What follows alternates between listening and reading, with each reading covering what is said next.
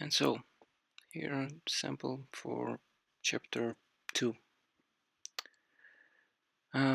It's a sum of bits with clocked result. We have clocked input and clocked output. A and B are bits.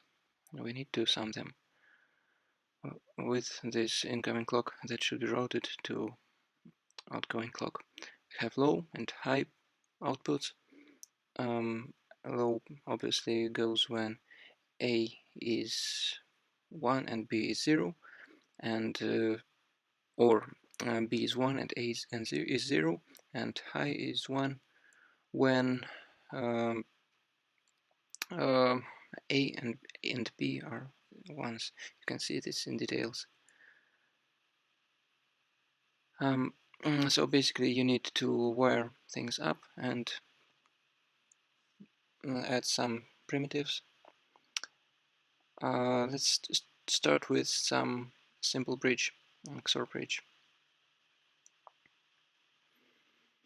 In order to use both A and B on high and low, we need to use this bridge.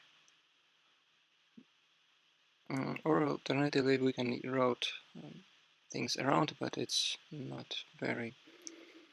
It will look dirty. We have here B and A on the right side and A and B on the left side, because bridge is switching things up. Obviously, we need XOR to connect to low, and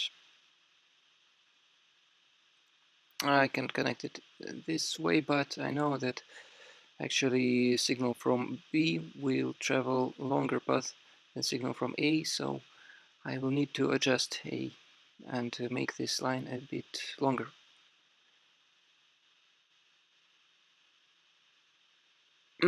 So let's try it. You can see that it will come much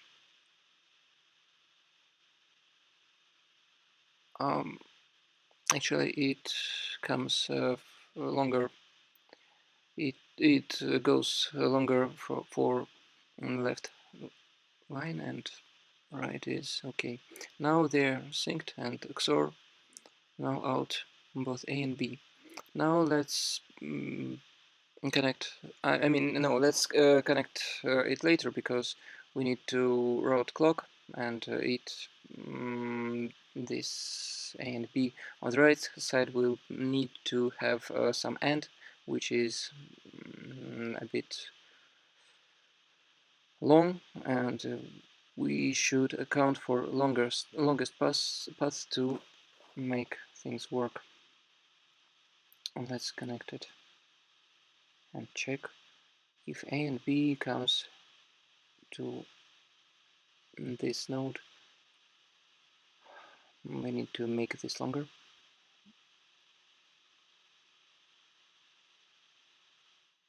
It's A, by the way. A and B is going here. They should be in sync when going here.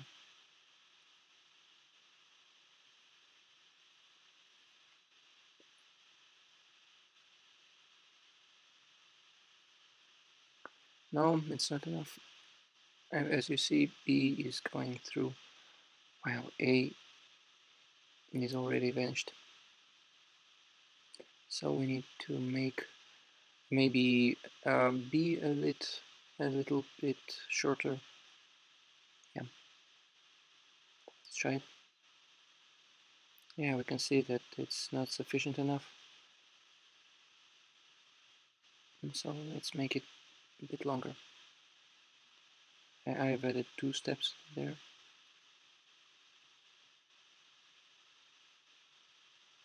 And it's still not enough for signals to come and sync, so let's grow this up just 1 step.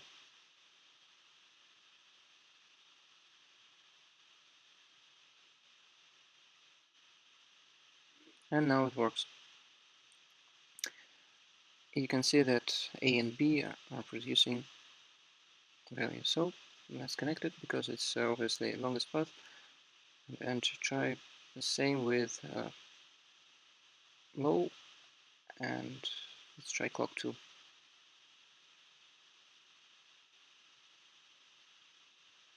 Yeah, we see that clock is getting there much faster than this one, the higher.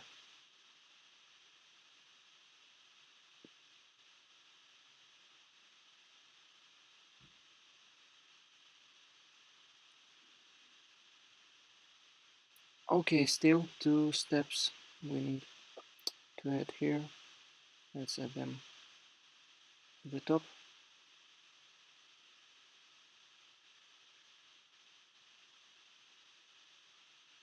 I'm sorry, 1 step only added.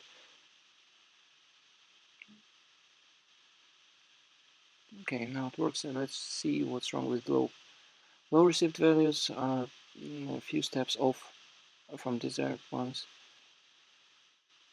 So let's increase this line. We have A, B, and now this second one should represent the one on low, because B is 1 and A is 0. So low, very low bit of sum should be 1 in this particular step.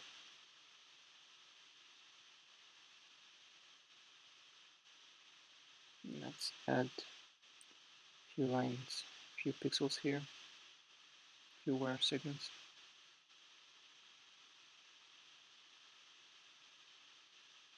Probably that's not enough, I don't know.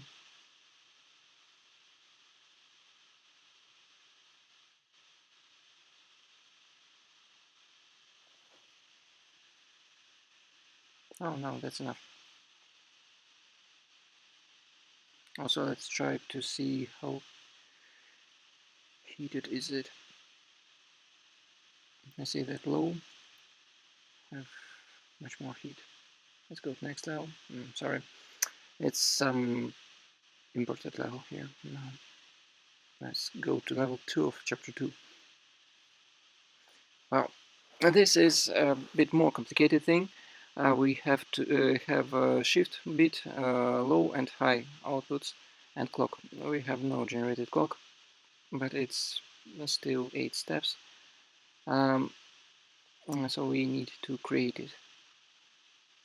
A could be 1, could be 0 at any clocked step. We need to connect A to low or to high, depending if shift is low or high. So basically we need to use AND NOT, which is shift and not B in current situation, but we need to switch this around in order to uh, yeah, we need to switch it around in order to make it A and not shift. Now it produces A and not shift impulses when A and not shift is on. And for the other bit we need just plain AND. We need to connect it and compensate for line lengths. I'm not sure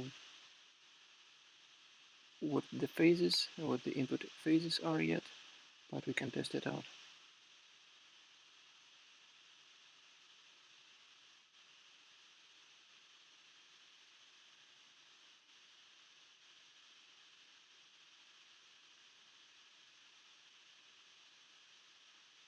Okay, now they're going a bit out of sync, and I think that shift signal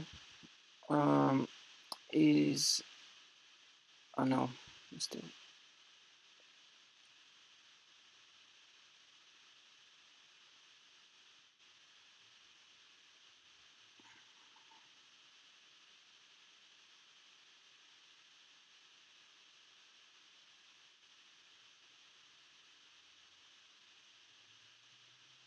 let's add 2 more steps.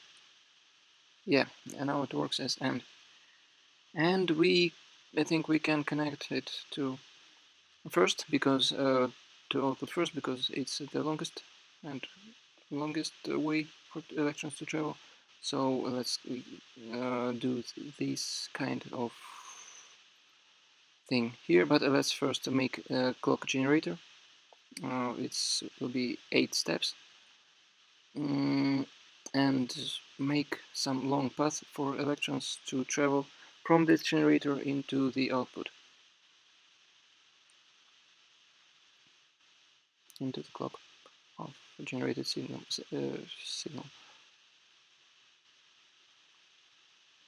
Well, you can see that they are way off. For the first step, they should come in sync. Still off by a few steps. Let's see how many steps they are off. High is around 8 steps off, so we need to add 8 things to this loop. 8 wires to this loop, 8 seconds.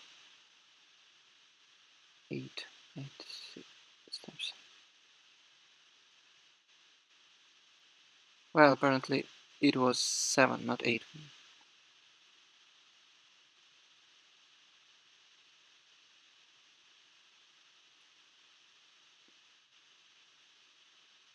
Okay, now it should work.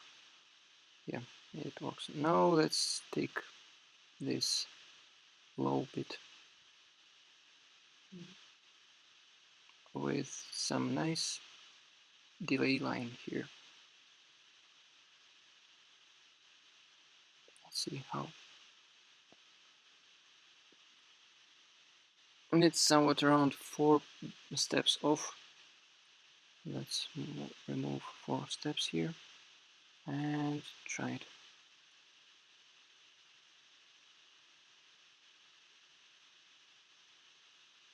Sorry.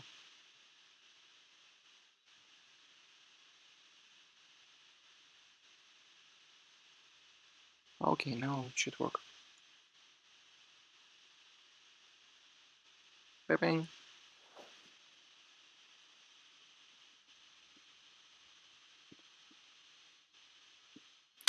You can also see these solutions in the network.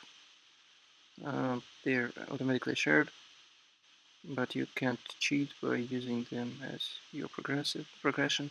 Also, you can pick some other solutions made by various Wireworld activists. Let's say, for instance, this Unary multiplier. You can see wonderful heat map modes, but this kind of design uses a bit different logic. As you might see, it has a period of like 4 steps or even maybe no 6 steps most of the time, and it uses some um, offset for zeros and ones. So basically, offset electron is 1, otherwise they are zeros. You can see offset is in the end, it's 1, and it goes over and over again, and at the step something like 200,000, it will make some multiplication of really big numbers.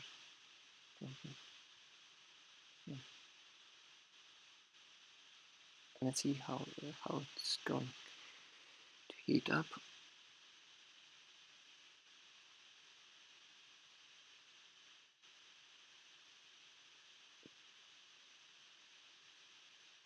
Okay.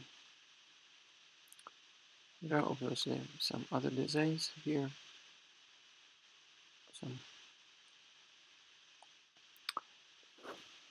You can export this as MCL files and import them from other people, from other projects of Wireworld. You can also share it.